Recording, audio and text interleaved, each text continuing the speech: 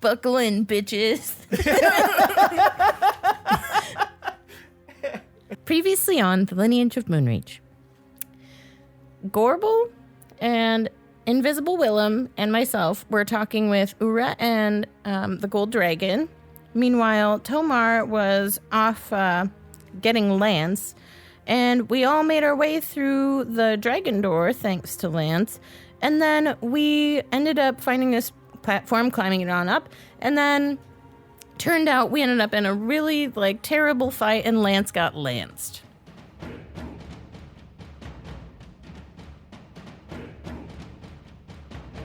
The D20 Syndicate presents The Lineage of Moonreach.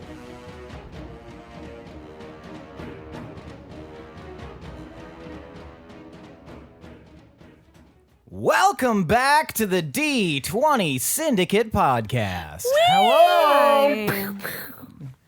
A weekly actual play Dungeons & Dragons 5e podcast. I am your host and DM, Seth, and around the table of the internet, we have our players. I'm Billy, and I play Willem. I'm Tomas, I play Tomar. I'm Lindsey, and I play Pinwin. And I'm Michaela, and I play Gorbel. That's right. Each week we record for your listening pleasure, and we are on episode 98. Oh! So close. 2 more, and we get that free burrito at Chipotle. 98 was a good year. I know. I liked I it. thought about it, too. I think okay. I remember it some. BSB was at their prime. They had that war with InSync. Yeah, that was good times. Year before The Matrix came out and changed everyone's minds forever. The ramen noodle hair. Ramen noodle Lethal hair. Weapon 4. Can't forget ramen noodle hair. Ooh. We were in a different time. Ooh, that's a low I think point. that was the year that I got this vest that had, it was like a performance vest, and it had like a lot of zippers and not very Michaela, functional pockets. I don't want to disturb you, but you're not wearing a vest. I was like, I thought you were saying this vest, as in like the one that I'm wearing currently, and I'm like, you don't have one. No, by this Yeah, I vest, got it mean, now. like, You kept like going with the story. vest. There was The a one weird vest. pause. This one vest. There was The a one weird that I lull. loved more than any other vest. I want to Yeah, invest in there was this a weird vest. lull in the sentence that made it seem like you were addressing the vest that you were currently wearing, which you are not. So You don't know what I'm confusion. wearing. Yeah, that's true. What It if could be a it's bottom vest. finger vest? Those are called pants. Like a little No, it's vest that not. goes on your finger? They're open fronts. That's your girlfriend. Michaela. For convenience. You could wear a vest by just putting your legs in each of the holes and pulling it on up. It wouldn't really look good, but It would cover everything. I mean, in we the don't back. know. Shit, but I mean, you can wear Every fashion trend has been a daring attempt, you so. could say you're wearing a vest then. And yeah, that's about that. Well, bye, guys. Bye. This was informative. Yeah, I think I dyed my hair then. Well, I didn't dye it. My mom highlighted it because I was a big deal then. You know, the very blunt You were really streaks. young. I was extremely young, and I'm pretty sure it made my hair blonde forever because my hair was brown before that. And then What a it- good parent. We're having our son being watched by her right now. she's just highlighting Giving his hair. him brown streaks, turning his hair brown. Do you think when your mom highlighted your hair when you were 6, that was the start of you becoming the choir rebel? Yes. Rebel 7, scum. Billy. I was 7. Jeez. Old enough to drive. Old enough to drive. Yes. Power Wheels. Oh, happy Independence Day, folks. Yeah, we're recording on Independence Day. It won't matter by the time you hear this, but America. Yeah. Which is where we currently are. Forever. In America. Yeah, we can't leave Because we now. won't be able to leave. Thanks, Chocolate Milk Famine, the sequel.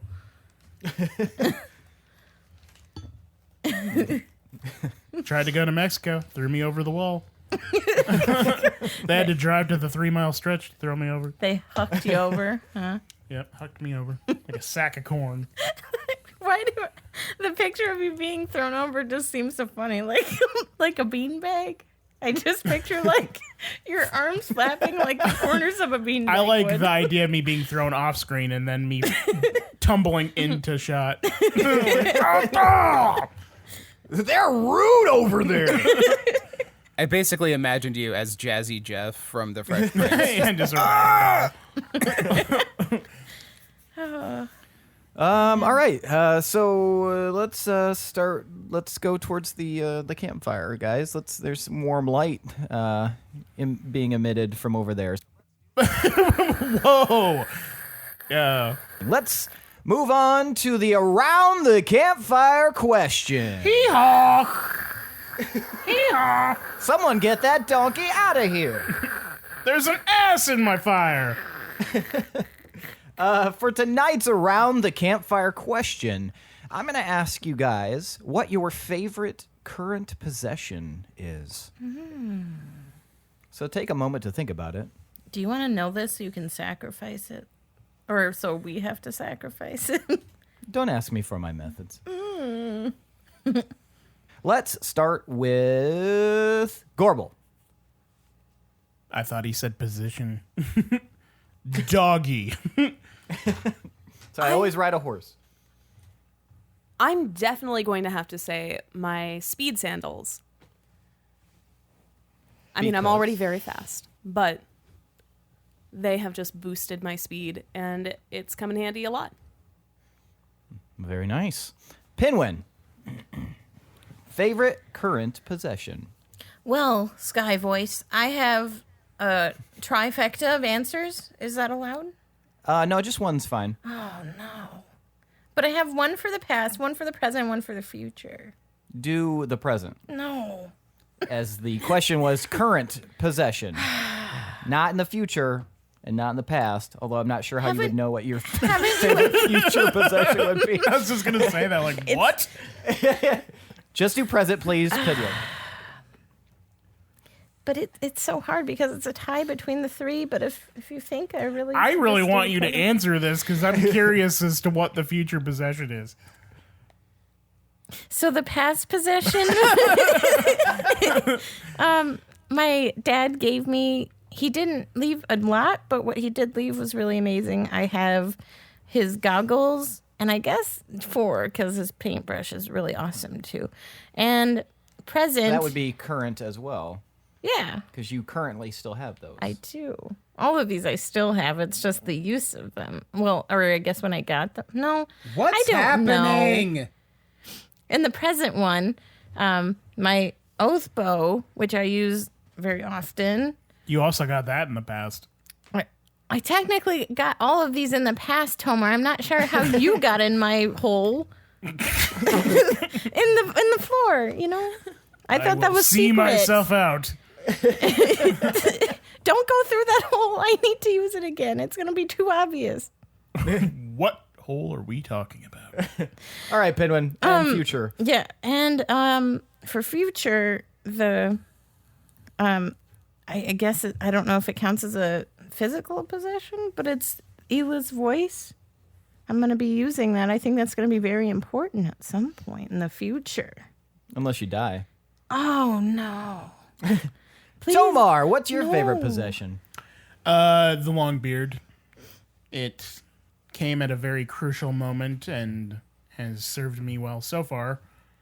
And it looks badass. And I can huck it at people. And I appreciate that. And Willem. Definitely going to have to go with the slippers of spider climbing. Those have helped me out immensely in being able to maneuver about and really like dusting high up places, the hard to reach places, like the tops of your fans, you know, or like cathedral ceilings.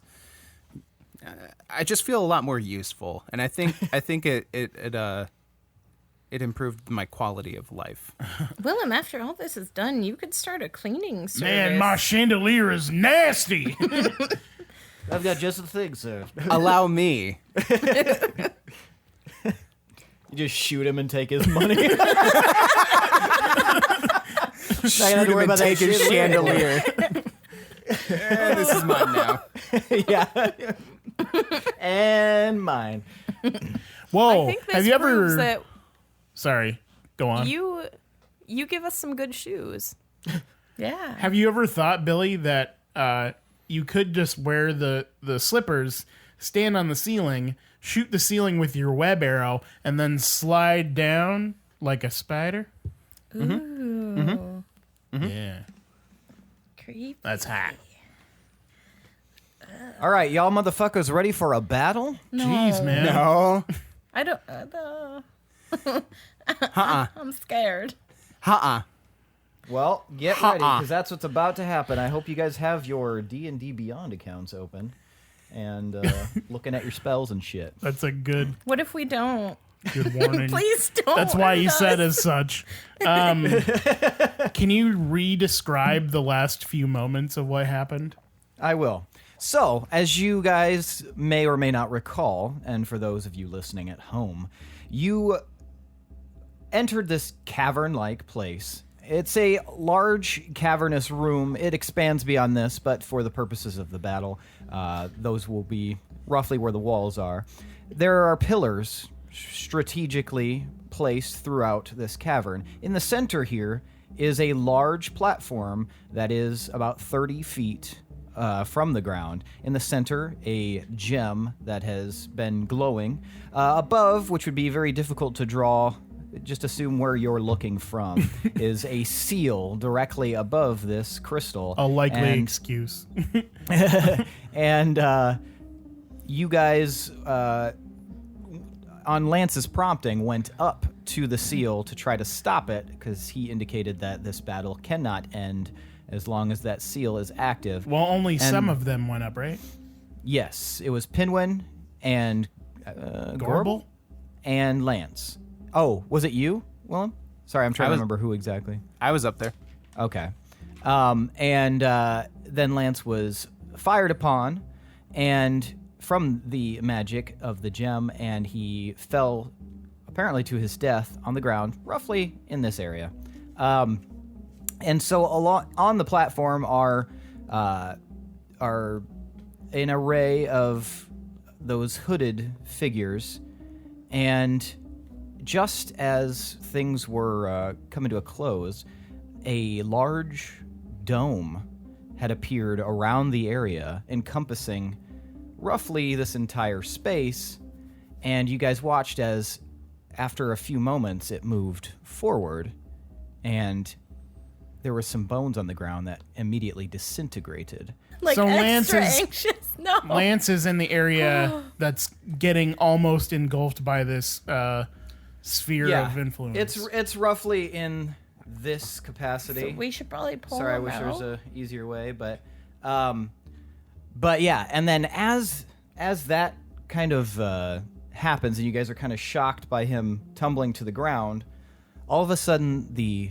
crystal in the center begins to crackle with light and energy, and a form appears above the crystal, and you can see like kind of bluish gray skin and some curling horns and a flowing robe.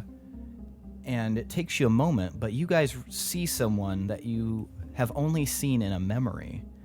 Floating above the crystal is a tiefling, Fortune. Oh! You will recall from your flashback Oh no. that you watched of the hobgoblins. Wait, why do I? You weren't there for that episode.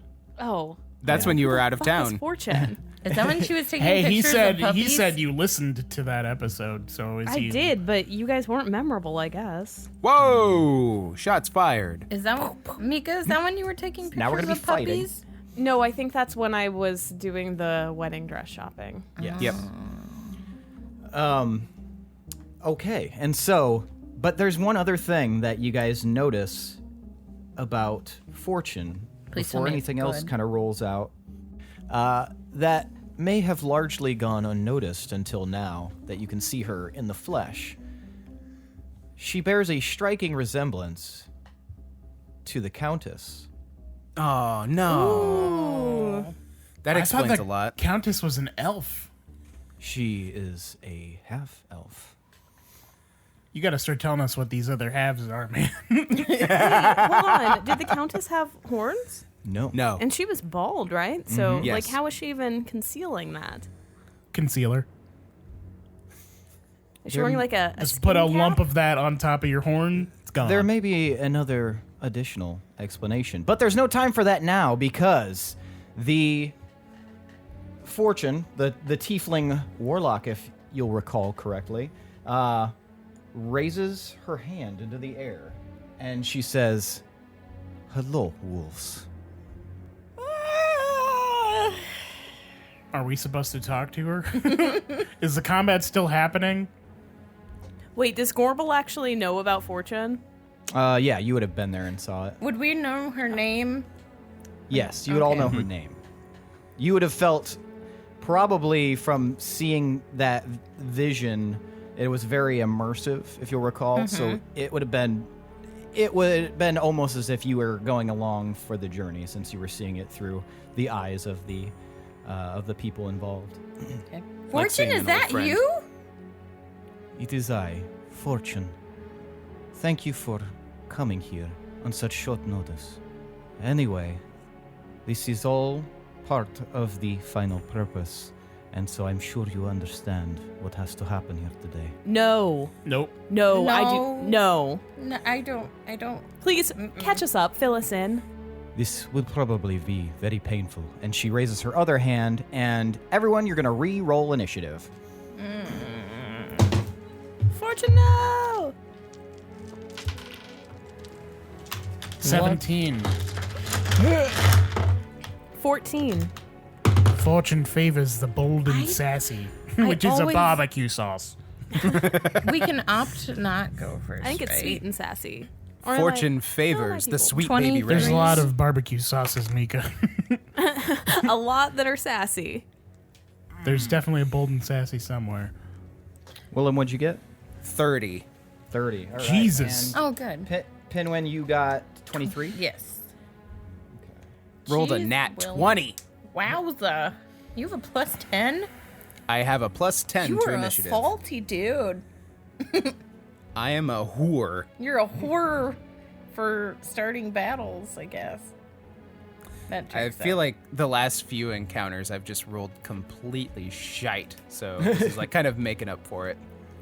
So Fortune raises her other hand, and as I mentioned, all those platforms, for those of you who may not have been paying attention, as you can see, these platforms, they're roughly, if the platform's 30 feet, these other outcroppings and stuff like that, they're kind of up from the ground and look like deteriorated pieces of some sort of wall or something, are roughly between 40 and 50 feet from the ground. So they're slightly more raised than this area here. And these pillars go all the way up to the ceiling, just FYI. So they are essentially blocks. But Man, they look like cute little Cheerios. So don't eat them. there's just a bunch of random. They don't even look like there's any rhyme or reason to them. The pillars. Are they load bearing at all? I guess you guys might find out. Well, I mean, did they look naturally formed or like somebody built them that way? Somebody definitely built them that way. What the hell is up with that? Yeah, they're definitely not part of the aesthetic of the cave. It looks like cave the that- leftovers of a SpaghettiO can. Cute. And a petri dish. Seth, what happens if we all die? the campaign's over. Oh. Or it begins in the afterlife. That'd suck. Unless All right. we came back as like freaking ghosts. And then we saved the world via ghosting. Pinwin, you're up here in the air, just imagine. And then the three of you are roughly in this area, and the enemies are kind of arrayed around here as you were kind of blasting them. And Fortune is right here, floating above the crystal. And Fortune is actually going to point a finger after raising her hands up. Sorry, she raises her hands up, and you guys can see here, and somewhere over here, these little lights blink to life. That's never. They look good. like little lanterns. They kind of have a mist coming off of them. Oh, God. And you guys remember that these are the death lanterns that you encountered in the Gods Valley. Oh, no. And you remember that they're extremely dangerous and change positions seemingly at random. How did we deal with them? Yeah, how did we? You avoided them. Oh, so you can't just straight up destroy them? Yeah, I thought we did. I thought someone destroyed No, one. you were unable to destroy them. So, as an aside, don't have to put this in here. The Death Lanterns, what happened previously is, it seems like maybe every round or every 2 rounds, they float up in the air and kind of like mix around and then drop randomly in spots. And then every half round, they move 1 space towards you. And if they reach you, your HP drops to 0. So you guys just avoided them for the most part. You tried to attack them, saw that it was ineffective, but Okay, yeah, that's good to know. We can't attack them. How do we And- know where they're gonna go, though? We don't know where they're gonna go. That's part of the issue. So we can't avoid them. You can. They won't drop right next to you. Is the only rule. They can't drop right next to you, but they can drop very close. And Why we didn't- also have this wall of seemingly disintegration energy closing in on us. Yes, it is. Sorry, that doesn't help you at all. Me holding my I know. hand up. I keep going to point at the screen as well. Like, okay, so I'm right here. Oh, never mind. So yes, roughly, you guys can still see, right? Yes. Yeah. Roughly About how many in this squares area- out? How many squares out from the platform? So 1, 2, 3, 4, 5, 6, 7, 8, 9, 10. 10 squares out from the platform. Okay. Right And here. when it moved, were we able to discern what amount of space it moved in? It looked like it moved about 10 feet. Oh, in. shit. So Okay. 2 squares each time? Yep. Okay. Why didn't you just cast the dead lanterns right by us? What? I mean, this is Tomar one of wants those to things die. when you're watching a movie and you're like, this is the obvious thing. Why didn't they go outside instead of up the stairs when the killer was chasing them? But I mean, Keep in we're mind, in all they different can- directions. They can reconfigure themselves seemingly whenever they want. So yeah, Tomar just wants if to I die. were casting them, I'd just be like, I'm putting it next to Gorbel, and she will die now. You know, but I don't know how they work. I just the implication is that you guys will have to move around on this map a little bit. I know. But, I know. I was just commenting, doing the douchey. Why didn't they go outside instead of up the stairs? All right, so after the Death Lanterns are summoned, you guys watch as the dome moves in 10 feet closer / 2 squares closer, and some of the there you can see like a little plant or a little weed that was sticking through the stone completely obliterated as it does. Fortune points a finger at you, Pinwin, and I'm going to need you to give me a charisma save. It was literally the worst it could get. Okay. And Christmas save. 16? 16. All right. Pinwin, you watch as a beam of energy comes out of her finger and hits you right in the chest, and you take 100 points of necrotic damage. Damn! Oh, my goodness. And I will exclaim, ah! Would that knock me on the floor? It does think? not knock you on the floor. Okay. And it turns you into a necrophile. Well, is that a concentration spell? Fly? Yes. No, it Okay. is. No, it is. It Concentration. is? Where did you see? Concentration up to 10 minutes. I'm overwhelmed Okay. as hell. I feel like Pinwin's gonna die. Can I do a Lady Stoneheart somehow in this campaign? So, Pinwin, you're going to need to give me a Constitution save. Okay. Yeah, 15. 15. So you do save, and so you do continue to fly. Pinwin, your concentration remains. You're still holding on, but that was a very, very painful blow right through the chest, and you can feel that your skin is like bubbling underneath it from that spell attack, from underneath your the blown away bits of your shirt. Willem, it is now your turn, and Pinwin, you're on deck. Can I? Oh, that's right. Yeah, that was, yes. Can we discern that Fortune is corporeal, or does she look like a ghost? For now, it seems she is corporeal. I'm gonna take aim at that bitch. Okay. Go ahead and give me an attack roll. Shit. 26. 26 hits. Nice. That is a 14. 14. All right. So 14. The arrow flies true and slinks right across her cheek, slicing a nice semi-deep little notch in her flesh. And Fortune looks down from where she was just staring at Pinwin and stares at you, Willem, and says, "That's not very nice to do. I'm trying to move this along as fast as possible." And now it is Pinwin's turn. Okay. What are the little loaves that are on the board again? Loaves. Those are platforms that are they're about 40 to 50 feet off the ground. So they're just slightly higher up than the platform here in the center. They're just kind of like rocky. They look like they at one point were part of some sort of structure, and they look much older than the platform itself. The platform definitely seems to be the newest thing in the room, but it is still very old. Where are the lasers? Floor lasers? It's a big dome. So imagine just like a big cage around you guys. And right now it is here, kind of arcing around this way. So getting closer and closer to you guys.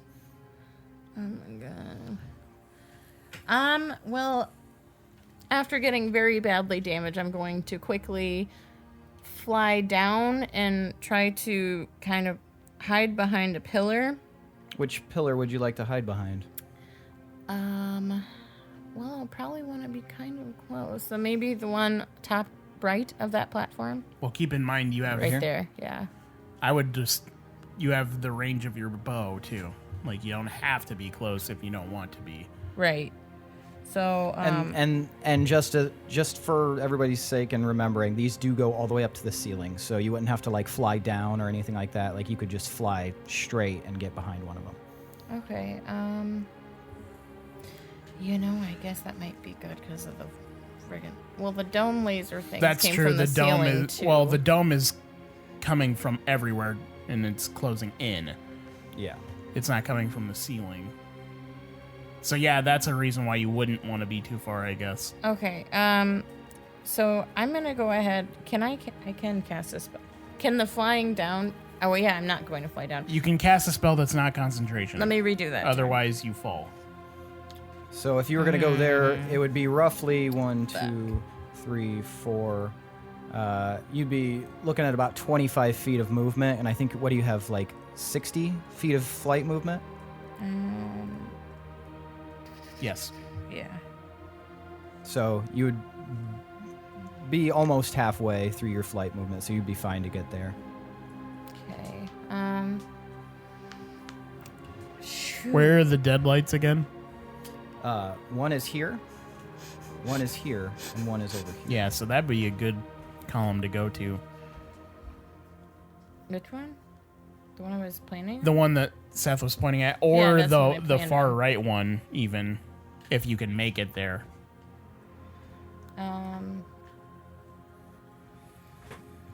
I'll stick with the top right one because that one I can definitely make that one, right? Yes. Yeah. Okay, so I'm just gonna re-say this. Yeah, that's cool. Okay. So normally, Pinwin doesn't back down from a fight, but he is very badly hurt. So I'm going to go ahead and I'm going to hide behind a nearby pillar. And To the top right here. Yep. And then I can't do anything else. It's not concentration. Really. Yes, I can. Ooh. But do I? You could technically shoot at her I while you know, move. but then she might target me again. Pinwin would do it. So I'm going to go ahead and I'm going to take out my bow. And I'll say, favored enemy. Enemy favor. And I'm going to fire at her. Okay. Give me an attack roll, please. Mess her up. Okay, I rolled 19. So that'd be 42. 42 to hit. Yes. Oh, wow. Yeah, you hit. So the arrow... All right. It slings right towards her. Go ahead and roll damage, please. Okay. And then...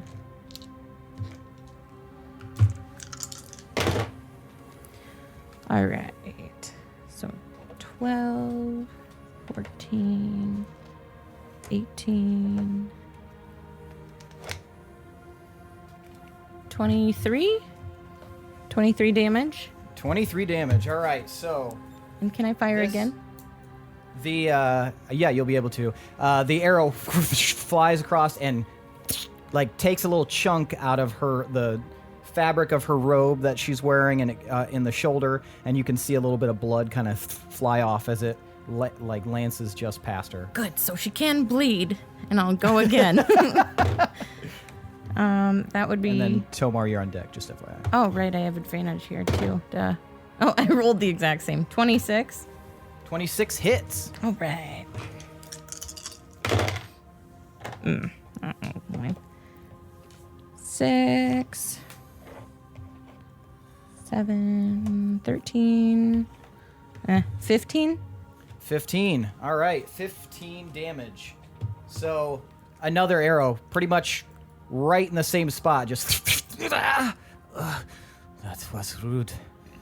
And she takes a bit more damage, but she's still leveling her gaze at Willem at the moment. Tomar, it's your turn. Can you make a charisma save? Yeah. That's a 24. Son of a bitch. Is she within the wall of fire? She would be, yes. Well, no, she would be floating above it. Sorry, but How high the up is wall she of fire floating? would be. She is floating 30 feet above the stone. The stone is about 10, 15 feet tall. So she's up in the air about 45 feet.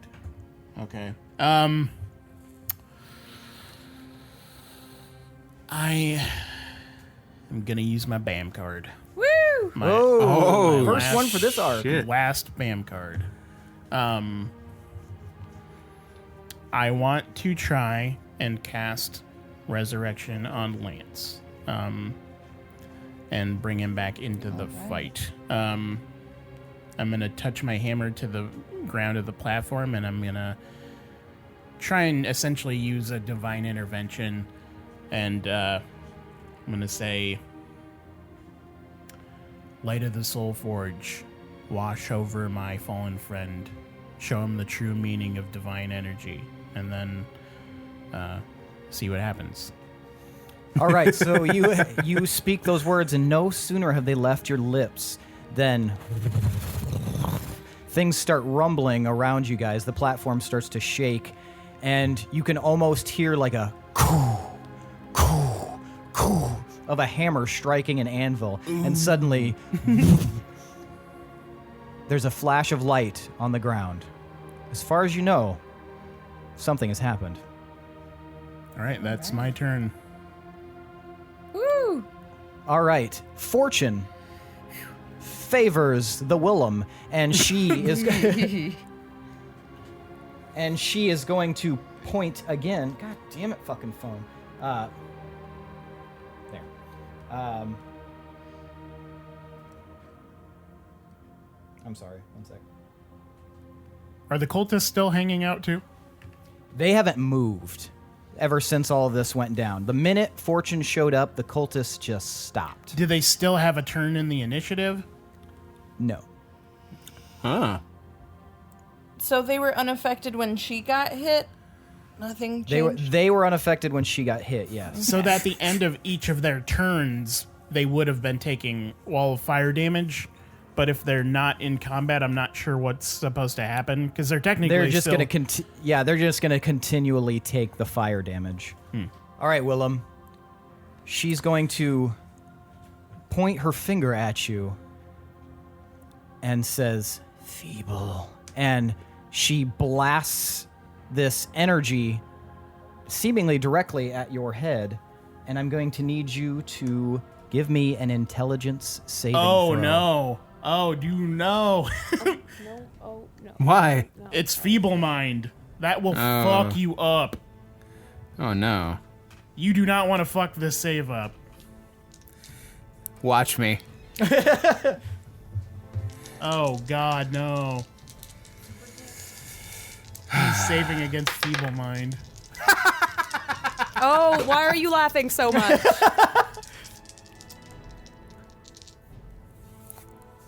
What is it? It's not good. But Do you have inspiration at all? You have a BAM card. I do have inspiration. Oh, Watch me roll lower. no. You can do this. We believe in you. Okay. I don't think it's great, but it's a lot better than it was. That would be 18.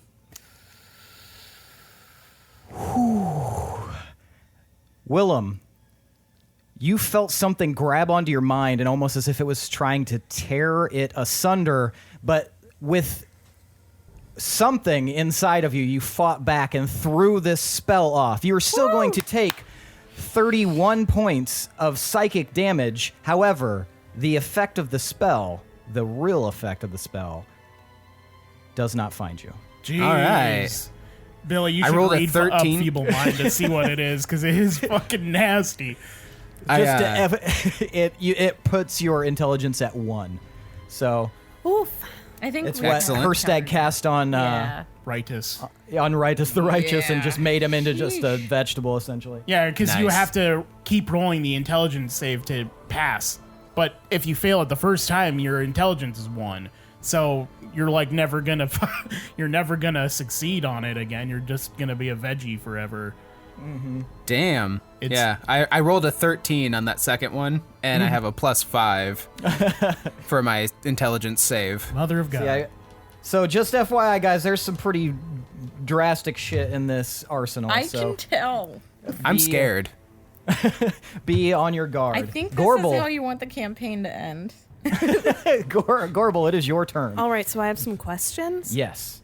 First of all, is this wall, would it be considered like a magical wall of force? Yeah, you could probably discern Okay. that it is something like that. Okay, good deal. Is the seal considered a magical item? The seal, not an, I guess define item. Would it have to be an object of? I guess technically it would be. Yeah, Would it be it's a magical. Well, not just necessarily magical, but like, is it a magical item or is it something that I would be able to cast Disintegrate on? You can cast Disintegrate on like force fields and stuff. Yeah, but those are like magical force, which I can't do it on magical items. It isn't an item in the sense that it's like an object. It is more of a spell itself. So you would, if the qualifier is item, like it's not like a physical object, it's more like a created seal that is power. I think this falls right in the realm of possibility. And Yes. fucking kudos for thinking of that. Okay, so here is what I'm gonna fucking do. Okay. How close is the wall? Is it moving in like rapidly? It seems to move in every 6 seconds. Okay, well, I'm sick of her. Pissed off. All right. Just met her, already hate her. Let's just go for it. Let's do it at 8th level. And you're casting it on? I'm casting Disintegrate on Fortune. On Fortune. Woo! Okay. Oh. No, on the seal. I'm sorry. Oh, okay. I don't know why. Yeah, said that's yeah. Yes. Okay. So you are going to cast it on the seal. So I point my finger out at her. And then I clap my hands over my head. Okay. And you focus on the seal? I'm right. sorry, not at her. I don't know why I keep saying that now. Yeah, it's more intimidating for her if you. Psych. Can you read it for me just so I can? kind of get the bearings on how this is going to work. A thin green ray springs from your pointing finger to a target that you can see within range. The target can be a creature, an object, or a creation of magical force, such as a wall created by Wall of Force. A creature targeted by the spell must make a dex save. On a failed save, the target takes 10d6 plus 40 force damage. The target is disintegrated if this damage leaves it with 0 hit points. A disintegrated creature and everything it is wearing and carrying except magic items are reduced to a pile of fine gray dust. It can be restored to life by means of True Resurrection or a Wish spell. This spell automatically disintegrates large or small non-magical objects or a creation of magical force. If the target is huge or large or a creation of force, the spell disintegrates a 10-foot cube portion of it. A magic item is unaffected by the spell.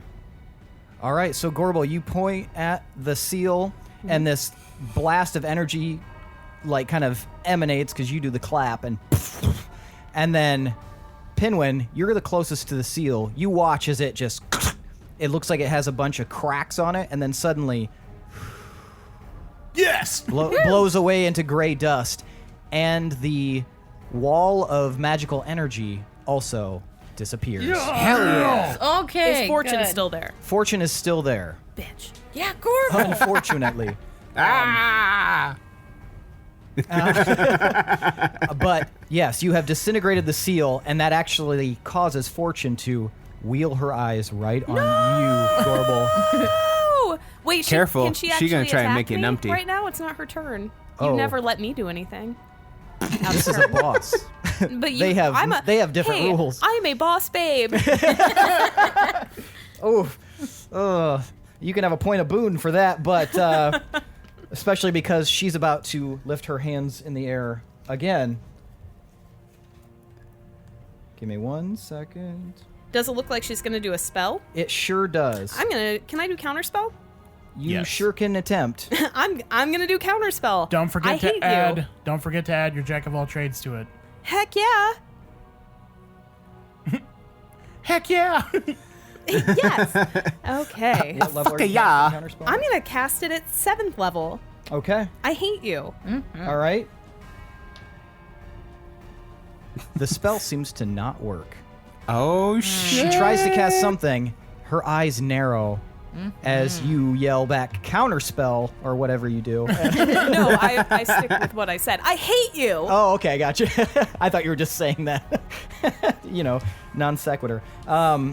So yeah, she looks like she attempts to cast it, and then nothing happens. She looks at her own hands, and then she continues to scowl at you, Gorbel. But now it's back to the top of the order. And it's Fortune's turn again. Man. She's going to hold her hands up, Greedy. mutter under her breath. And give me 1 sec. Does it look like a? Does it look like a spell? It kind of looks like she's about to cast a spell. Counterspell? At what level? Let's do this one at 6th level. So fucking broken. Nothing happens as she puts her hands out, and you have yelled again and broken her concentration with your counterspell. Willem, it is your turn. I'm going to cast Phantasmal Force on Oh, Fortune. Okay. You craft an illusion that takes root in the mind of a creature that you can see within range. The target must make an intelligence saving throw. On a failed save, you create a phantasmal object, creature, or other visible phenomenon of your choice that is no larger than a 10-foot cube and that is perceivable only to the target for the duration. The spell has no effect on undead or constructs.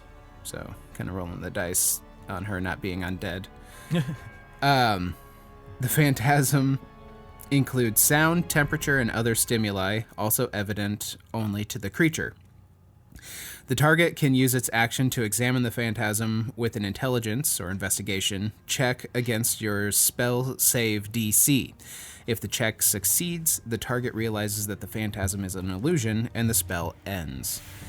While the target is affected by the spell, the target treats the phantasm as if it were real. The target rationalizes any illogical outcomes from interacting with the phantasm. For example, a target attempting to walk across a phantasmal bridge that spans a chasm falls once it steps onto the bridge.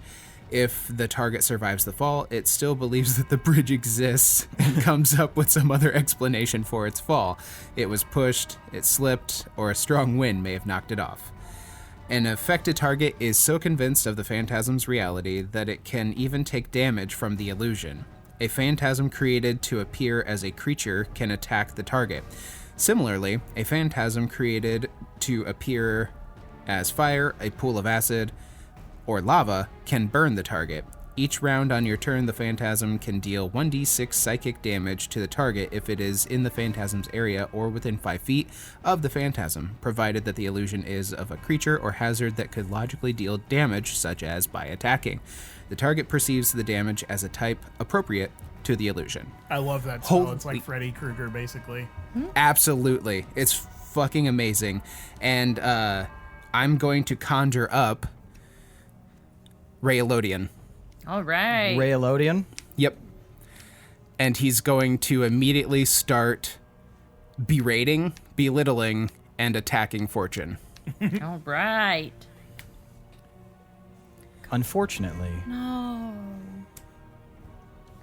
your spell, Willem, while well intended, does not seem to have any effect on Fortune. She doesn't seem to regard or even notice what you've attempted to conjure. Girl is undead as hell. Or Then I'm going to use my BAM card to shoot her in the fucking forehead. Seriously. Well, I would recall the one rule of BAM cards is you can't use it to defeat a boss. That's fine. Can we take her down to so 1? We'll just create some real extreme damage. All right. I will allow that. So, you're going to use your BAM card? I am. All right. Describe how this shot looks. All right, so getting frustrated at trying to cast this spell and seeing that she just shrugs it off, I get so enraged that I start running at her with my bow pointed, and I do like a Legolas, and within the last 10 to 15 feet, I slide on my knees, pull out my blue arrow, and just shoot it right at her face. All right. Okay, so this is how this is going to work. We're just going to give it a really good amount of damage.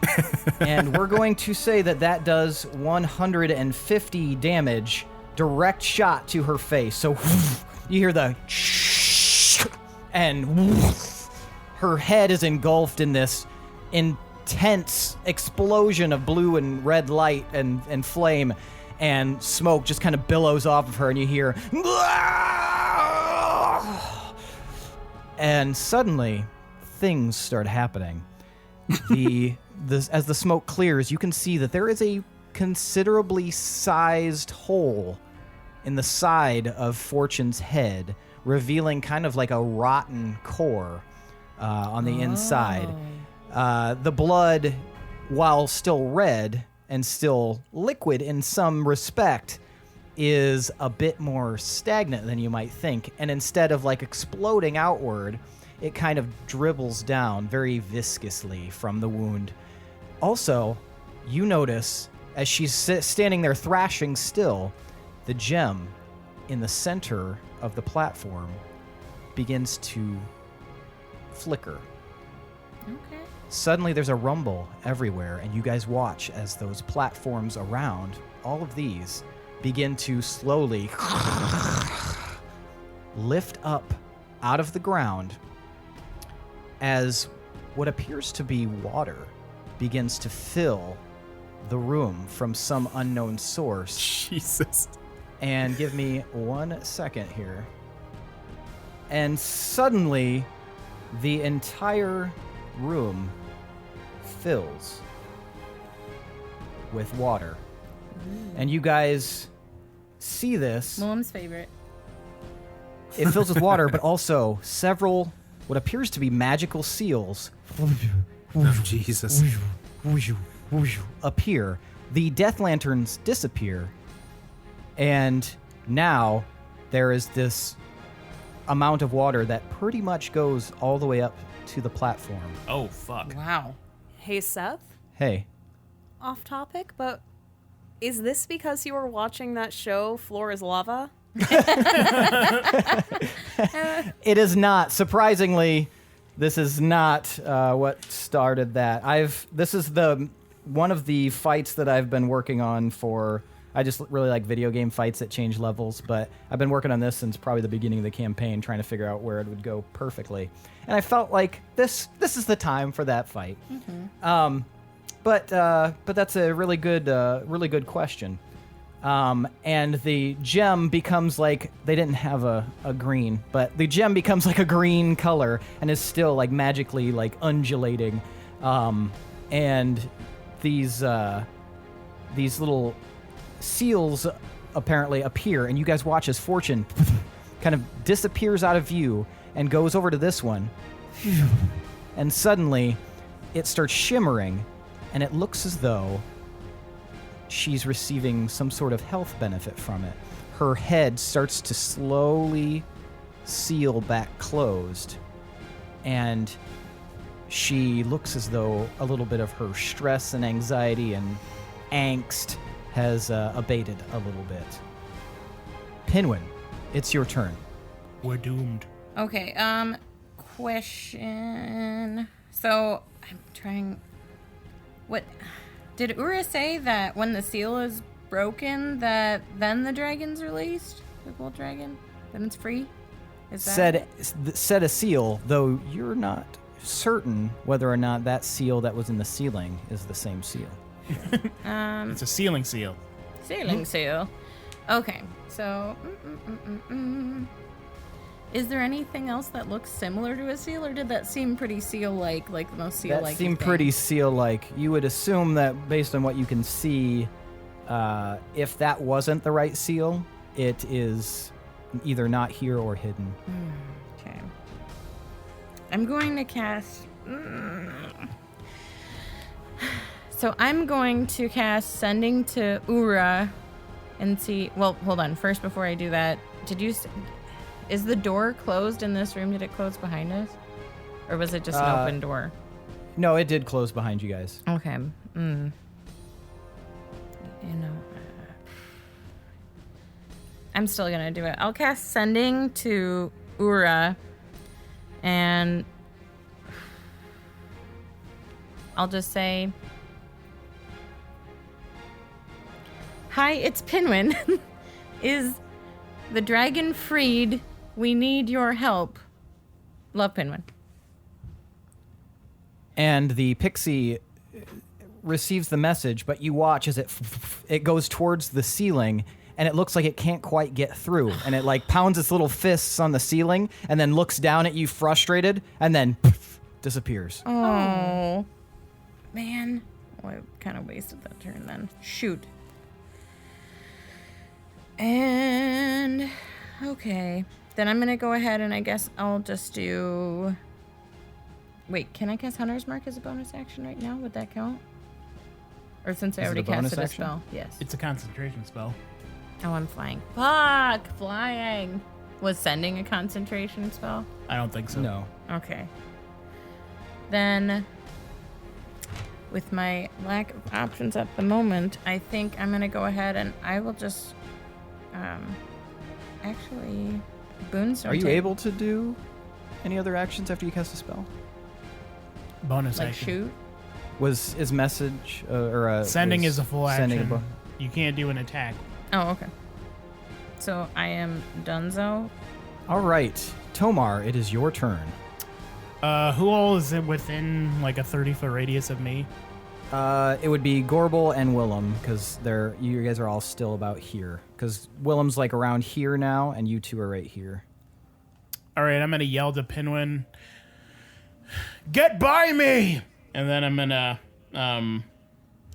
gonna raise the long beard up, and I'm gonna spin it in an arc, kind of like Hersteg's whirlwind spell, and a golden radiant force emanates from me in a 30-foot radius. Okay. And everyone, I'm casting Holy Aura, and for the duration, everyone has advantage on all saving throws, and other creatures have disadvantage on attack rolls against us until the spell ends. In addition, when a fiend or an undead hits an affected creature with a melee attack, the aura flashes with brilliant light. The attacker must succeed on a Constitution saving throw or be blinded until the spell ends. So, as long as you guys stay within 30 feet of me, you're going to have advantage on all saving throws. Okay. Okay. Awesome. And that is my turn. All right. As so Gorbel, you are right here. As you are, before you get a chance to do anything, you hear a sound, and suddenly from behind you, I'm going to need you to give me a dex save. With advantage. You got it. And the +3? No, it's a save. Just kidding. Not +3. This is higher. I can't believe 20. Oh my god. No. Good? No. No. That was a 1 and a 4. No. Do you have other inspiration? Nope. You can bardic inspiration yourself. At this point? Yeah, before you know the results of whether or not you succeeded or failed. Inspire yourself. Okay. I'm going to bardic inspiration myself. Okay. Do you look down at your own flex? She pulls out her mirror and flexes it to it. Yeah. Gaston. 22. 22. Okay. Wow. So yeah, you hear a and you turn just in time to see this large, what appears to be like a almost bladed tentacle come flying out of the water and slap down on the platform, and you jump out to the side. Oh, and shit. you can see that this is a long tendril and almost reaches up to the crystal itself. Ah, crap. And it looks like it's like grabbing for something. It's got these like little like almost like finger-like appendages on the end as well. And it's like, it seems like it's grabbing for something, and then almost as if frustrated, starts sliding back into the water. You will have an attack of opportunity if you would prefer. You don't know for sure, but you can tell it's flipping you off. Okay, yeah, I'll take an attack of opportunity. Okay, give me an attack roll. Is this still the same round where she cast that spell at Gorbel at the beginning of it? Yes, it is. So then she can't do an attack of opportunity because she used her reaction for counter. Oh shit! Yeah, Oh. Sorry, Gorbs. Is it the same round? Yeah, it was at the top. It was the very first action of this she round. was the top. Okay. Fine. I guess I won't. Okay, so you just watch back. it slowly slide back in. And then it is your turn, Gorbel. Okay. So while all this was happening, I was getting into my bag. Okay. And I grab, it's near the top because I was just using it, but I pull out my bottle of Let's Special. Mm-hmm. And I figure now is a good time to try out my tattoo. All right. So I chug as much as I can stomach in one go. Oh, man. And I use my tattoo and transfer the drunkenness to Fortune. Okay. All right. So you focus on Fortune and you point at her, and your tattoo activates. And let's see here. Wouldn't it be funny if this wasn't real and I was just really drunk? Oh, no. Okay, so I rolled a natural 1. And so you watch as suddenly Fortune, standing in that glittering seal over here, suddenly starts to sway. And now looks very off her game. And is like, looks as though she's not quite sure what's happening.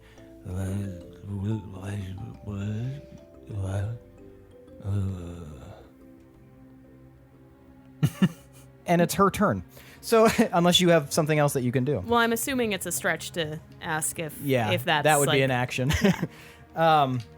So she is now drunk. She even hiccups a little bit, and she tries to raise her hands in the air, but you guys are not sure how this is going to work.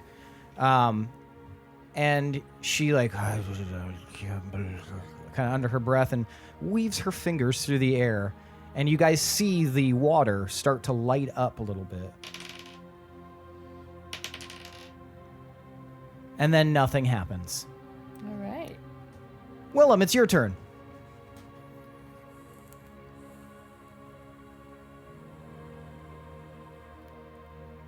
Willem. Oh. All right. Where is she currently? She is Fortune. here. And Okay. you are here. Okay.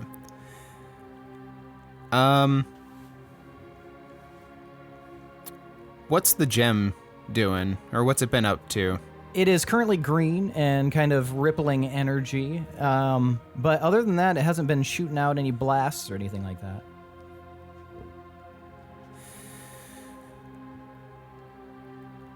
I'm going to try to destroy the gem.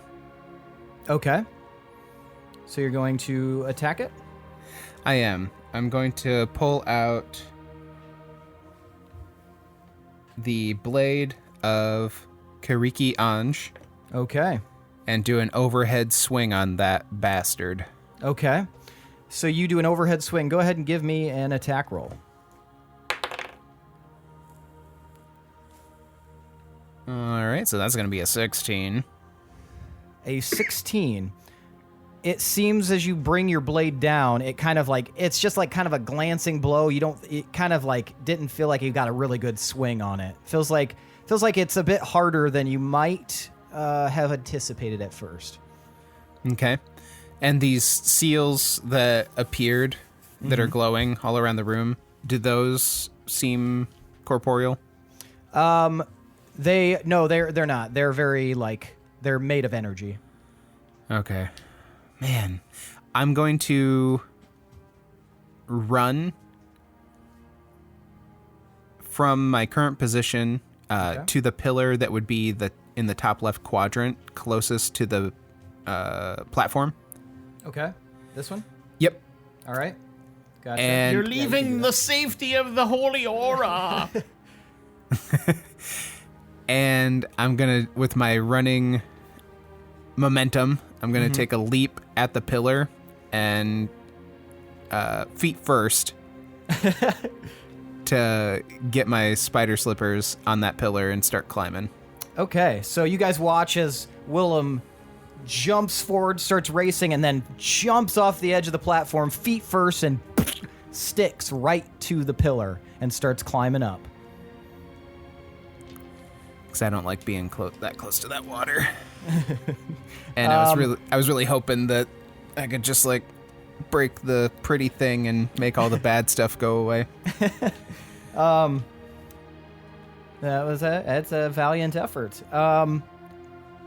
Pinwin, it is your turn. Tomar, you're on deck. By the way, I don't know if you were paying attention, but I did yell for you to get towards me. You can ignore it all you want. I did. Okay. To do that, I wouldn't take my turn, would it? No, you can fly up to 60 feet. Okay, so I'll fly. We're down in this scenario. I'll fly down towards Tomar as far as I can go, so 60 feet. And then I'm gonna try something. And I'm gonna yell. I'm gonna try something. Try not to hit Fortune. As weird as that sounds. And I'm going to use my Boon of High Magic and try and use Modify Memory at 9th level. Okay. What's the save on that? Wisdom 19. Wisdom 19, and so Am I in Tomar's 30 feet? if you went down, yeah, and then so that would is the quality of that spell that people have disadvantage as well? Just read the spell. It's very long. You attempt to reshape another creature's memories. One creature that you can see must make a wisdom saving throw. No, sorry. Tomar's spell. Does that give disadvantage on any target that you... Okay, that's all I wanted to know. So, yes. All right. And what was the wisdom save? 19. She would just have disadvantage on attacks against us. Okay, gotcha. So she won't have disadvantage right now. Damn. It appears as though your spell has no effect, Pinwin. Damn it. I could have changed But her. it does look like it would have had something else not happened. So keep that in mind. Something else. It looks as though that thing may have happened twice already. Yep. That thing you do. Guys, I could have. Every time. At 9th level, I could have modified any memory from any time in her past. So that feels great. I don't. Can you do anything other than a bonus action right now? No. No. And as a bonus action, I can do what? Cry. As a bonus action, I will sob a lot. Okay. All right. I can cast Hunter's Mark as a bonus action. I guess you're not flying anymore. Yeah. So you could technically. Okay. Is that what you want to do? Yeah, I'll go ahead and cast Hunter's Mark. Okay. On Fortune, I assume? Yes. Okay, so you cast Hunter's Mark. And she is marked as a hunter. All right, another D6, yeah. Tomar, it is your turn. All right. So Hold on. Before it's your turn, I would be able to sense that it didn't work, right? Yes. 'Kay. But you were very confident that it would have worked. Yeah. You're trying to figure out why that didn't work because you felt real good about it. Okay, but I'll still make sure to yell, "Never mind, fire at her." That's so if we're just like, we can't hit her. Okay, now continue. Sorry. So these Healy portals she's going to, what is the nature of them? Do they look like objects that can be attacked in some way? They do not. They appear to be some sort of energy. Unless you could dispel them, that would be the only thing. But they can't be physically attacked. I don't mean physically attacked. But, They're incorporeal, if that helps. no, but I'm going to cast Firestorm. So the area has to be consisted of 10-foot cubes, which you can arrange as you wish. So basically, I'm going to paint a big area all around Fortune and the area around her. And everything up in there needs to make a dex save. Okay.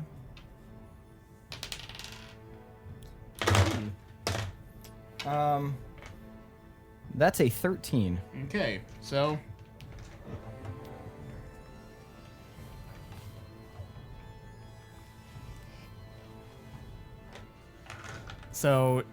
everything there would take 28 fire damage as it Okay. just flies down. Okay, so describe this spell. So I point the long beard up at the sky, and it looks like it shoots out a fireball, and then it just drops down. Like in like how those old 8-bit video games had a fire that would do it like a trail, like like kind of at a... Okay, yeah. So everything in that like little area in like a cluster of 10-foot cubes is just gonna be lit up with fire. Okay. And some of them will hit the water and sizzle, but those on the platform there, they all... And you can hear Fortune cry out, "Ah!" Anything else you would like to do? I will cast as a bonus action. Can I Hold Can I on. yell out of turn? I just thought of something that you could do. Well, your 6 seconds were up. You have to assume that all these are going on at once, so you will have to wait. I figured that's. I'll cast Healing Word as a bonus action on Pinwin All right. Okay. Thank at you. 6th level. So you heal 20 HP. Okay. All right, And back that's my turn. just under 100, so better. All right, so as the kind of the smoke clears from that firestorm, you can see that there are still some elements of Fortune that are like still on fire for a moment, and they kind of pitter out slowly. And she looks very singed and burnt and very pissed off, and she's starting to get a little more hurt. So she raises her hands in the air and weaves her fingers. Is she still drunk? She is still drunk. No, it burned the alcohol away. Damn it, Tomas. And everyone on the platform that's currently on the platform, so Tomar, Gorbel, and Pinwin, you are all going to need to give me... I didn't fly on the platform, though. I just flied, like, down towards You him. would have had to cast That's Hunter's true. Never Mark. mind. Okay, go on. Continue. Anyone who's on the platform needs to give me a charisma save at an advantage. Okay.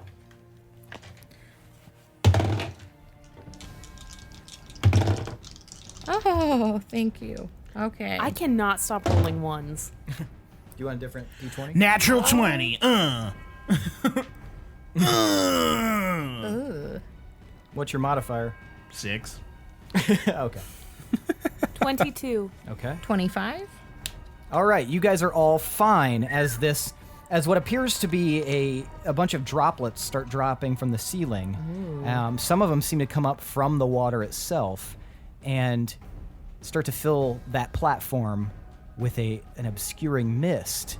However, you guys are largely unaffected by it, and it slowly dissipates as Fortune seems to not realize quite yet how drunk she is. Gorbel, give me a dexterity save. At advantage, correct? Yes. No, this one will not be at advantage. But- Oh, wait, no, you're in the... Sorry, yes, at advantage. Sorry, I forgot about the area. Ring of fire. It's not a ring of fire. I know, but it's fun. Ring of golden light. Ring of 24. light, not fire. 24. Another tendril slaps up onto the platform, and you Another avoid one. it soundly. She wants your nuts, dude. Can I react to this one? You can. Okay. Man, Willem is scared of that shit. Well, I don't even... Shoot, I don't even know what a good reaction for this is. Or attack Poop your of pants. opportunity. Just stabs it. You can only do an attack of opportunity with a weapon, I think, unless you Yeah. have Warcaster. So I guess I'm gonna use my wolf blood blade Okay. because that's Werewolf what I want to Kraken. do. And I have an advantage on attacks as well. Yes, right now. Yeah. Ooh. Wait, why would you have advantage on attacks? Wouldn't because of that ring? Or is that on saving that throws? was It's just just on saving saving throws? throws. Sorry. Okay, yeah. So no, just a normal one. Well, I rolled those at the same time, so Choose I'll the take better a higher one. one. Who cares? okay. 29. 29. That hits. Go ahead and roll damage. Your blade slices down towards the tendril that is slowly trying to slip back into the water. Could I possibly get an obedient little tendril that follows me around? That's an interesting question. Is it possible? I mean, anything's possible in this game. I want to know where the fuck that thing was before the water filled It is the room. the water. Is Lance okay? Oh my god, is this Lance? He's just floating face down in the water. Yeah, he's drowned moments ago. He was like, I'm back! Oh, blah, blah, blah. I'm free. My legs! Gosh, why am I so good at rolling ones? 5. 5 damage. So you actually end up like severing just one of those tiny little finger-like appendages that are off of the side. It kind of flops around and then kind of dissolves Cute. as it slides back into the water. But now it is your turn, Gorbel. I feel like this is one of the worst things you could do to a drunk person. Shake him. Ugly. Spin the room. Basically, I'm going to cast Dissonant Whispers, Okay. and I'm going to really mess up her mind. Okay. And how are you going to do that? So I'm going to whisper into the air towards her, racking her with terrible pain. What are you going to say? I'm going to, what am I going to tell her? Your mother never loved you. You look better without horns.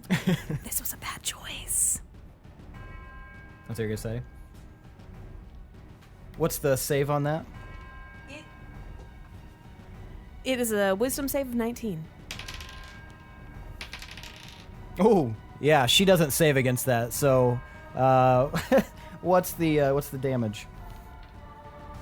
66. Nice. Dibbida dizzam.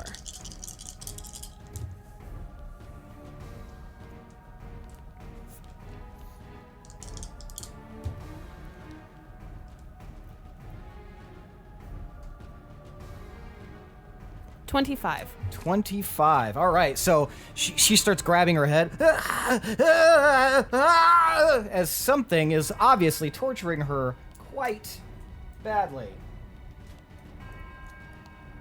giving her a massive splitting headache and a very severe insecurity complex. Willem, I need you to give me a dex save.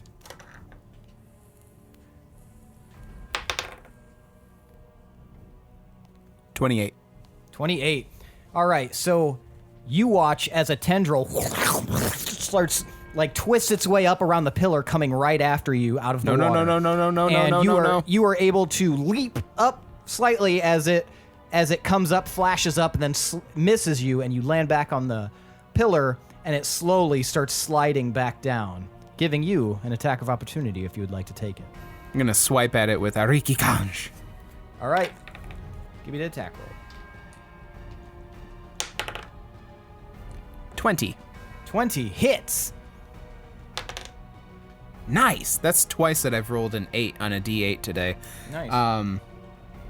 It's 15. 15. All right. So you strike down with Kariki Anj and you chop a nice little slice deep into this thick tendril, and you watch it kind of undulate as it slowly slides back down the pillar, and looking like you actually did a decent amount of damage to it right there. That's what you get, you creepy little shit. And Fortune, now standing in that seal still, you can watch as light sort of flickers onto her, and she seems like she's restored a little bit more of her energy, even though the grievous wounds she's just received.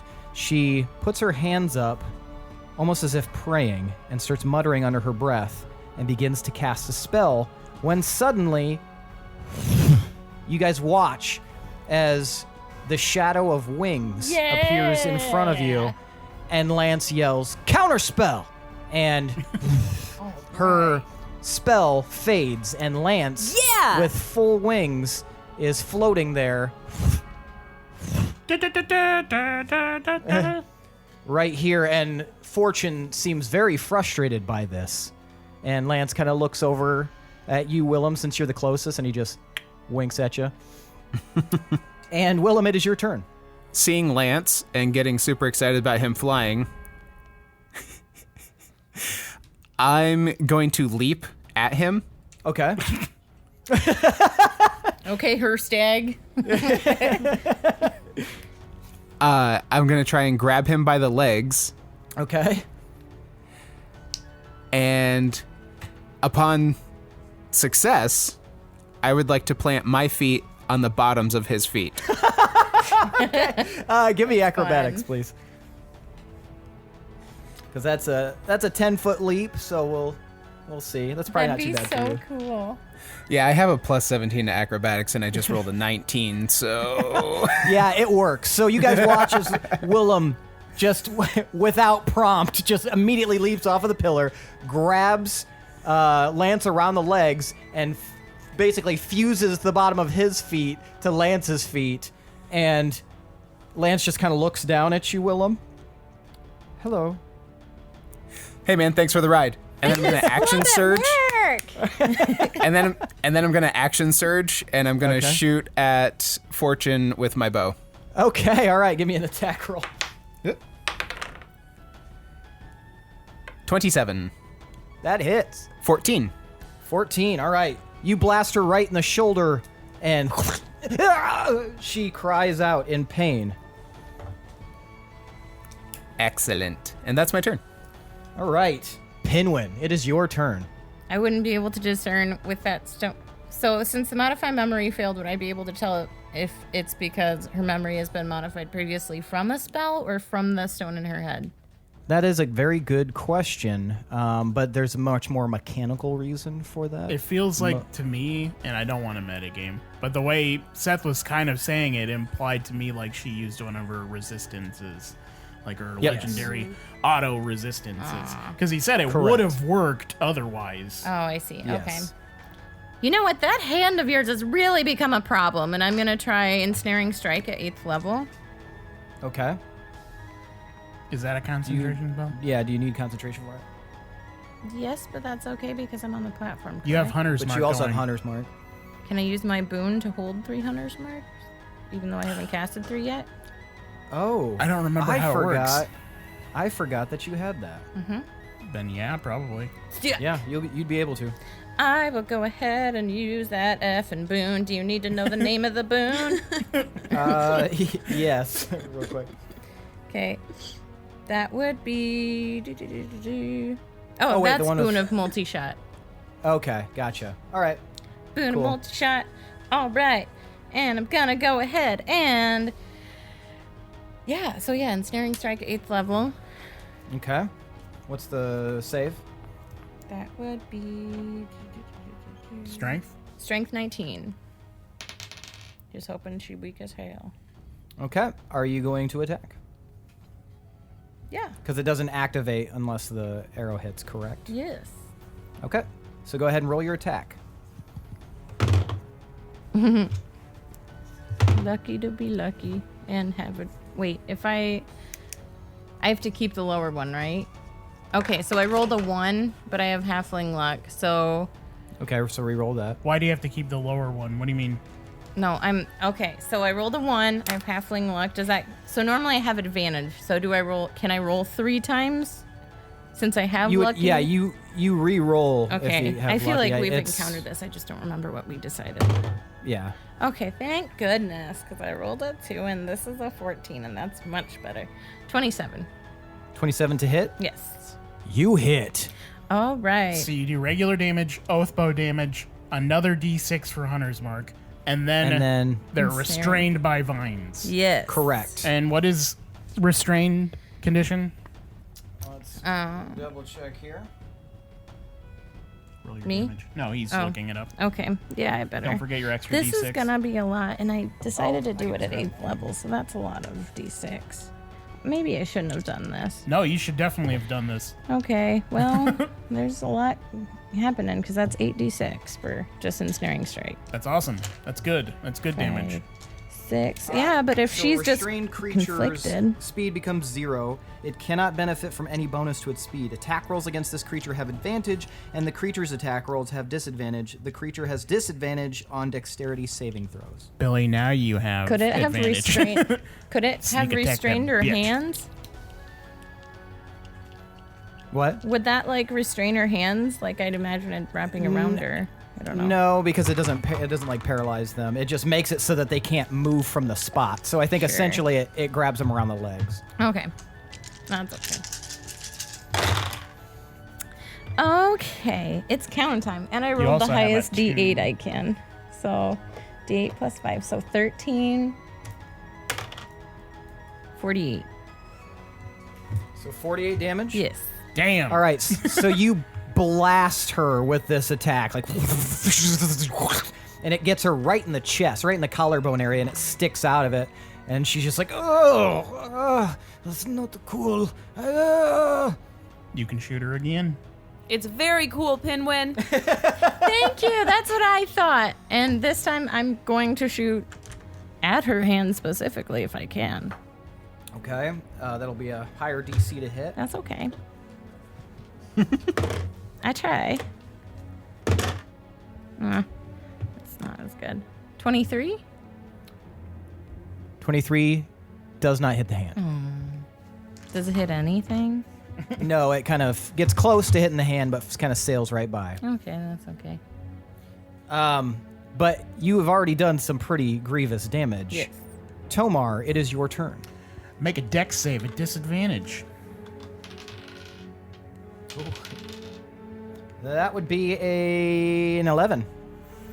All right, I'm going to weave some of the golden energy around me so it coalesces around the hammer, and I'm going to shoot it up towards her, and then it's going to arc down and land on her with Sacred Flame. And that is radiant damage, correct? Yes. Okay. And that's 21 radiant damage. All right, so it seems to be a bit more effective than what it normally would be, as she cries out in pain as this blast hits her. Hit her with light! Light to this bitch up! And she's like, ugh. She starts to sort of like cower for a moment and then kind of stands upright, and then her eyes get serious, her arms drop by her side, and she says, no. And everyone who's on the platform, so everybody but Willem and Lance, I need you guys to give me a charisma save. Did she just Neo everybody? No. Add advantage, too. Yeah, you guys have advantage. Nice. Okay. I just got a 16. 25. 23. 23. Pinwin, what was yours? 25. And Tomar, yours was 16? Yes. All right, a blast just basically explodes out of the gem of greenish light and hits all of you guys. And Pinwin and Gorbel, you guys are going to take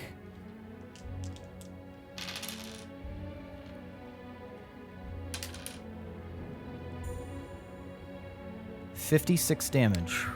Prior to this? Damn, was that like actually... Did we actually resist some of that? Yes. What kind of damage? It is radiant damage. And, sorry, not radiant damage, necrotic damage. And Tomar, you are going to take 112 damage. Actually, I'm going to But- take 56 damage. Oh, nice. Oh, yeah. Nice. Because Ackerman's But- vestments fucking absorbed that shit. But also, because you failed the save, you are suddenly blasted backward off of the platform, forced back, and you are also paralyzed. In water?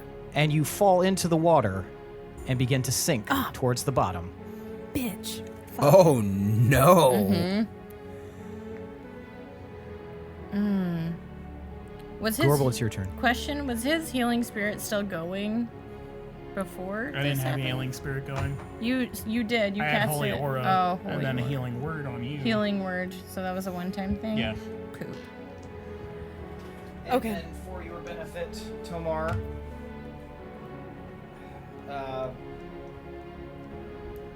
and mine.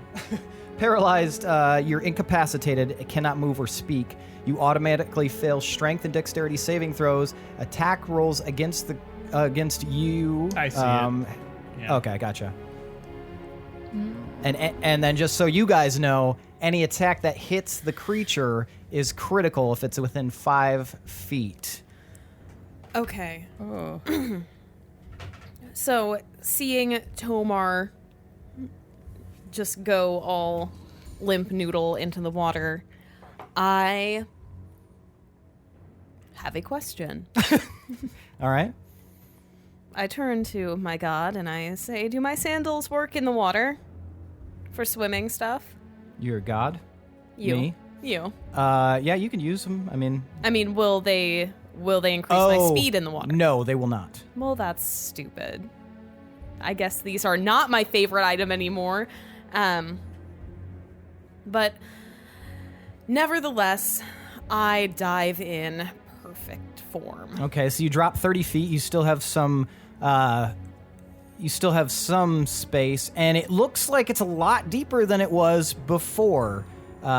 It's almost as if the bottom of the cavern dropped way lower, and so this water is much, much deeper. You can see Tomar's form basically barreling down through the water, and you can also see there's a big, dark shape that seems to be moving toward it.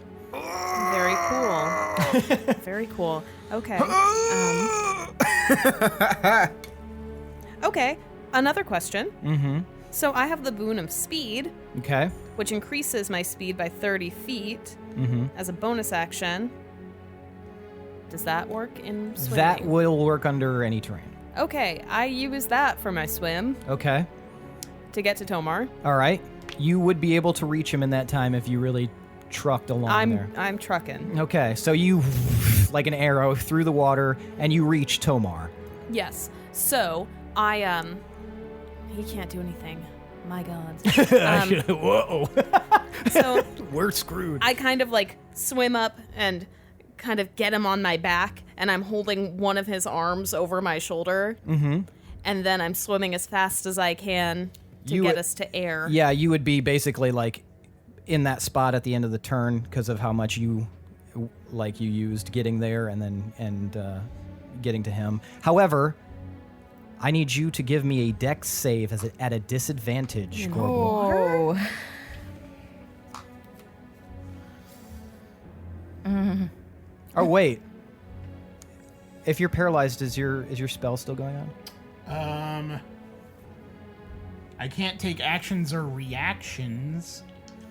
Is it a concentration spell? It is, but it doesn't Okay. say that being paralyzed breaks concentration. It doesn't. Because I can still make wisdom saves and all that stuff. That's Yeah. So I might just have you do a concentration save.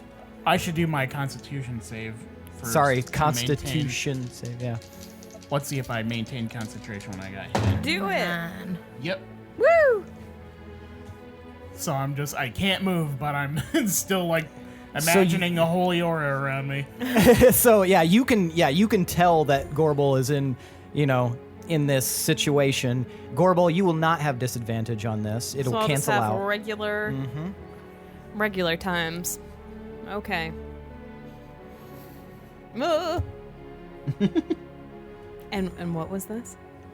This is dex save. Oh, fart in my mouth. I am going to use another bardic inspiration on myself. Good. I'm touching myself with inspiration this whole battle. Okay. So here I go using that again. Let me get my D12 so I don't get us killed. Oh my God, thank you, Lord. Finally, a good one. Woo! Okay. What'd you get? Let me do my math real quick. Okay, 28. 28. All right. So you are able to just barely, kind of pirouette out of the way as this tentacle comes sliding, almost like a jab at you through the water, and it doesn't seem like speed is impeded here underwater for it. And you can hear like a from beyond as it sounds angry that it missed. And as it starts to pull its hand back, you notice that before on land it was much slower. Here, it's very quick. You will get an attack of opportunity if you would like. What the fuck am I supposed to... Have you ever tried to use a sword underwater? It has to be a weapon. Yes. Unless you have like some sort of... I have like some cantrips in my actions. Can't do it No. if it's not Warcaster. Boo, hiss. Boo, Yeah, that's what it hiss. was. If you have Warcaster, you'd be able to do it. You can hit the thing or not hit it. I'm just gonna hit it, gosh. Okay. So you're going to swing down. It will be at disadvantage because you are underwater. That wouldn't cancel out? Oh, that's not no, attacks, that's not, is yeah, it? No. Or does that count for No, attacks? it's just saves. Okay. So it's just regular. No, it's disadvantage. I'm sorry. I will keep up eventually. It's all right. A lot of moving parts right now. Oh my god. I did it for the second time today. I rolled double ones. Snake eyes. Save me. Cyclops. Come out. So, because it was so quick and so fast, you kind of lost your momentum to swing, and instead, you actually ended up dropping like a little bit lower than you intended to. You drop about 10 foot lower, but nothing worse than that happens, but you didn't hit it at all. It just kind of adjusted. You had to stop like treading water, and you actually descended. You ascended downly 10 feet. But they're not at the All bottom. right. That mistake again, I think to myself as I put my wolf blood blade away. And Willem, it's your turn. You swing at the creature and somehow stab yourself in the back. Yeah, I could have been a lot meaner with it, I guess. But I know. I thought I was actually going to drop the sword. oh, that would be awful. I thought about that too.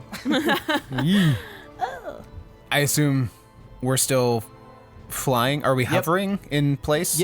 Yep, just in one spot, right here. Sweet. Okay. I'm just gonna keep unloading into her face. Yep. God damn it. All right, go ahead and give me an attack roll. Yep.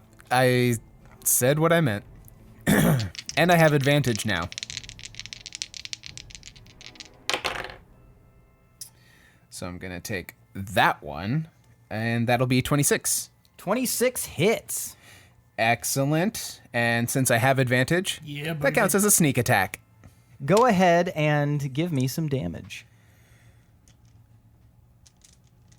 Let me get the pretty ones. I'm up to 8d6 now for my sneak attack. Woo! Jesus. Youch. 37. 37 damage. So you get her right in the neck. She just... Go ahead and get your next attack if you'd like. I would. Extra attack. That's a 28. That hits. Excellent. And here... Oh, you can only do sneak attack once per round, can't you? That was pretty good. 11 damage. 11 damage. All right. So as that second attack hits, this one hits like right underneath her rib cage, and it looks a little bit more shallow than the other one, but it definitely seems to have affected her quite a bit.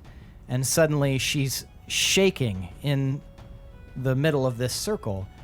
And Pinwin, since you are still on the platform, you see the crystal starts to flicker once again. Uh-oh. Phase 3, guys. Phase 3. And suddenly it transforms into like a flaming red and yellow color. And the water around you guys begins to bubble. Oh no. Gorbel and Tomar, I'm going to need you to give me Constitution saves. Oh. At advantage? Yes. Oh, come on, guys. See if I can hit those double ones again. 26. All right. We got one. Oh, what is my Constitution? I rarely use that one. Oh, it's not good. 18. 18 seems to be enough for both of you guys to resist. Well, Tomar, this probably wouldn't have affected you as much anyway, but Gorbel, you were able to resist as this water suddenly becomes very, very hot. And you also see the dark shape in the distance kind of... and looks like it disappears all of a sudden as if it needed to get the fuck out of there. Nobody very likes quickly. actually- in boiling water. Wouldn't have affected me at all. Yeah, I didn't think about that till after I had you roll, but It's like taking a nice skinny dip in the pool. but Gorbel, it would Yes, have It would affected. hurt like a motherfucker. And now the water begins to bubble rapidly, which actually forces you guys to rise a bit. And Ride those bubbles. And you guys actually are projected upwards and you crest in the water, and suddenly...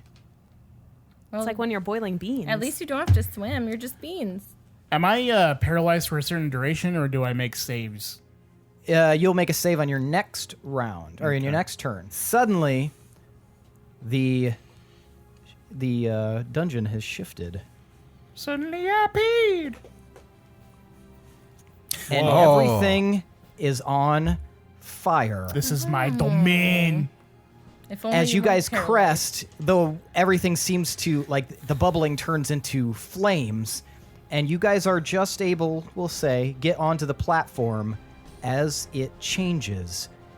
But as you touch the platform, the water on your bodies sizzles as if the platform itself is extremely hot. Smoke starts billowing out everywhere, kind of obscuring the area, and it's hard to breathe.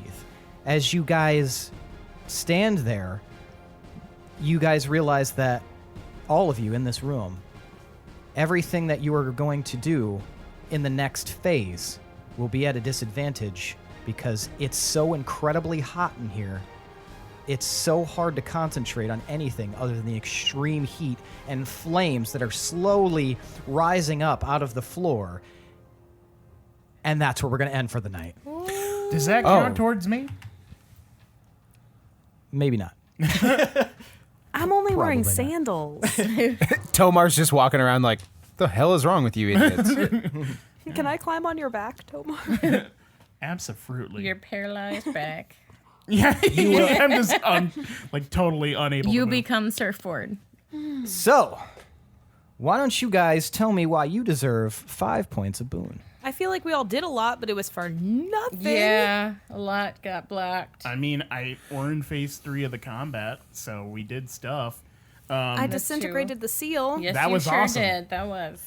but it didn't do shit. No, I will let you know that it did. I brought Lance back to life. Yeah. You did. That was good. That's true. I made Fortune drunk with my tattoo. Yes, you did. I wasted my BAM card. No, you didn't. I I'll let protected. you know that much. I protected everyone. I was doing buffs and debuffs. Oh yeah, I was counterspelling. Pinwin restrained her, which is dope. I tried to modify her memory. It would have been super cool. I tried to plane shift her. That was my first round in combat. I tried to do plane shift. It would have just taken her to another plane, and she would have had to figure out her own way back and shit. She would have just been fucked. But I tried to save Tomar.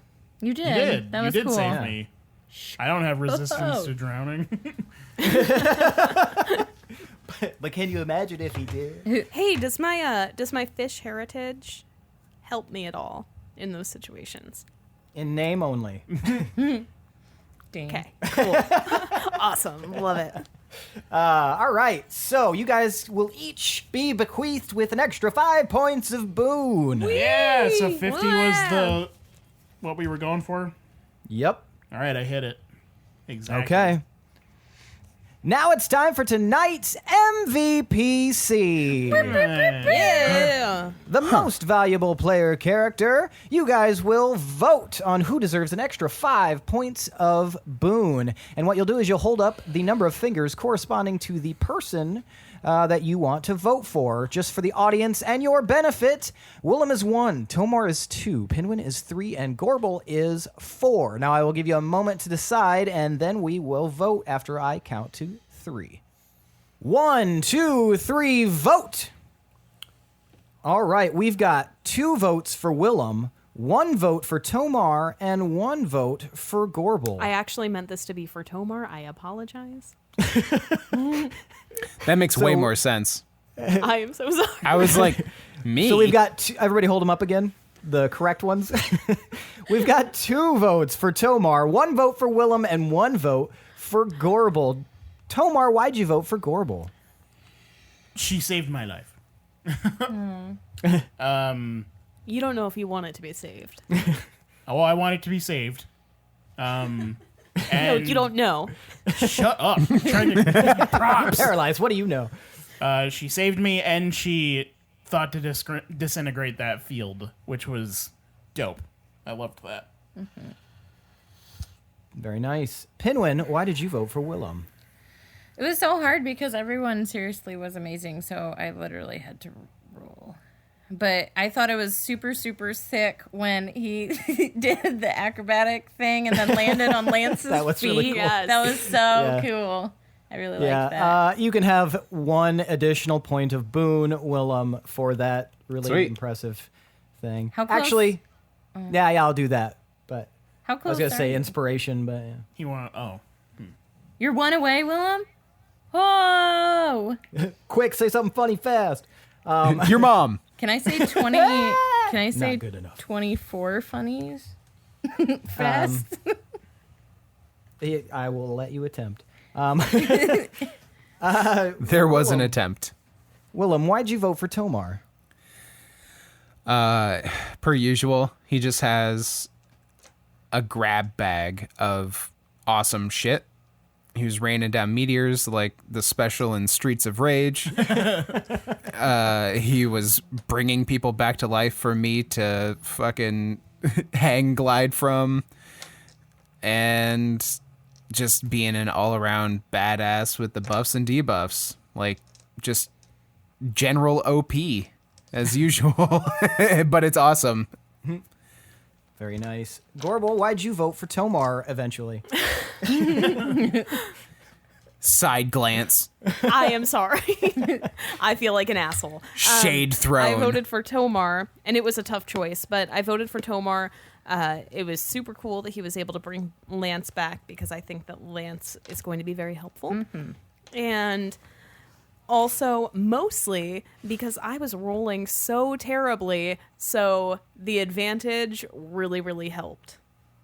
Except in the cases when I was rolling natural ones.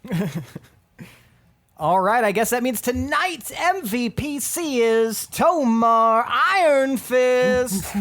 Take your 5 extra points of boon, and then you can use it towards that new boon. do we still get anything for using BAM cards anymore, or is that done? Like, I think it'll probably be done. I guess we can all decide on that. Or just inspiration or something. Give that boy a boon. Seth. Okay, if you used a BAM card this episode, you can have an additional 3 points of boon. Oh! Does that bring you up solid there, Willem? Yeah. Sure does. Okay, cool. And I'll share the list in chat here during the break. Well, that's it for tonight's episode, folks. Thanks for listening. Let's see how the Wolf Boys get out of this one. And Wolf boys and girls. no, wolf boys and girl. You're a boy. I'm a woman. Well, in case there's other girls that come up, Fortune's a girl. We're the Well, she's only not a boys wolf. and girl. How will the Wolf Gang get out of this one?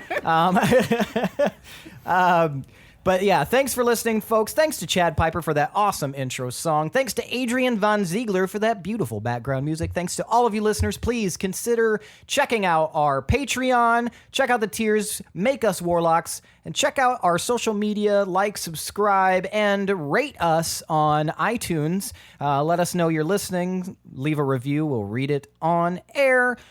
That's it, though. Thank you for listening. I'm your host and DM, Seth. And this is the D20 Syndicate podcast, where we go on adventures so you don't have to. Bye. Boy! Wolfgang fuck.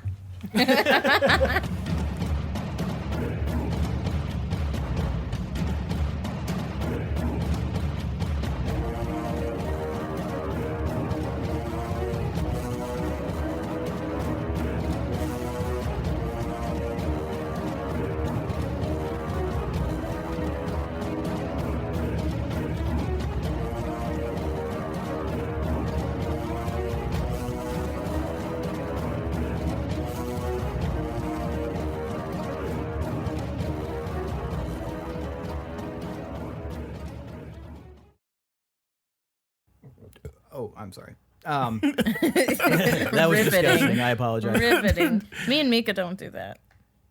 Just said a spelling bee. A, B. Oh, excuse me.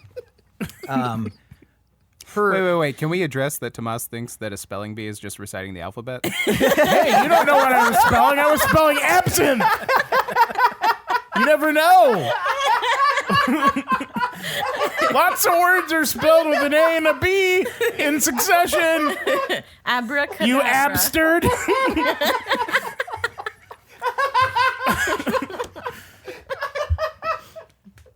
We broke Seth.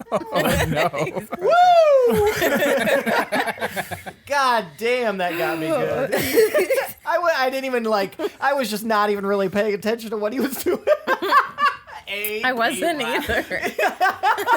Who can recite the alphabet the best? A spelling bee. Woo! Oh, god damn. Okay, so